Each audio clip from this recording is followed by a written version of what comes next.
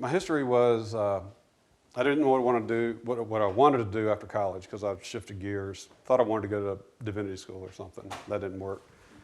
And then I worked with my father's business for a while, traveled around. Then I went to business school.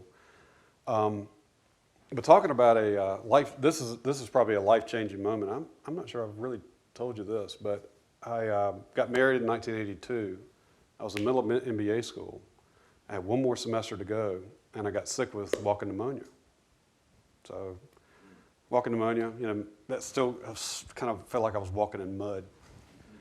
But, you know, the doctor said, oh, don't worry about it, it'll go away. Well, after 3 weeks, it didn't go away. In 4 weeks, 5 weeks. And my eyelids started drooping, and I was running one day, and I thought I tripped, but I didn't. I just fell over.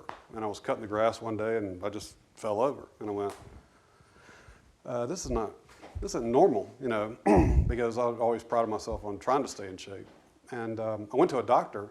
I was talking at Blacknell Presbyterian in Durham, and I was helping with the reading or something. And my eyelids were dropping, you know, significantly. And my mother was there for some reason. She didn't normally come, but she said, you got to get your eyes checked. So I went to go get my eyes checked at Duke.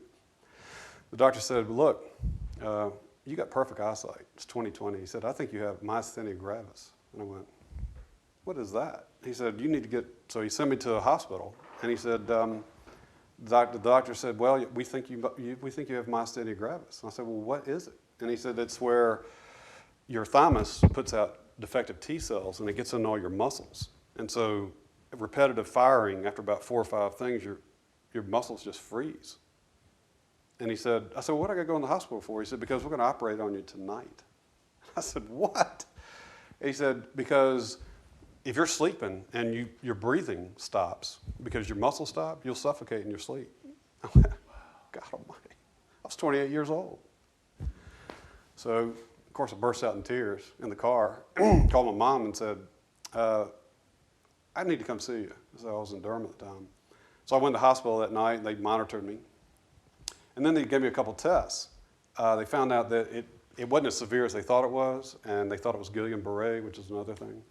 And I said, look, I got 6 more weeks of MBA school. I can't, because the operation would be open up your chest, take out your thymus gland, and you're laid up for 3 months. I said, I got to finish MBA school. They said, okay, just take this medicine, and it helped. So I finished that, and we had graduation on a Monday night, August 25th, 1983. August 26th, my wife's birthday, I was in the hospital at 6 in the morning getting it open.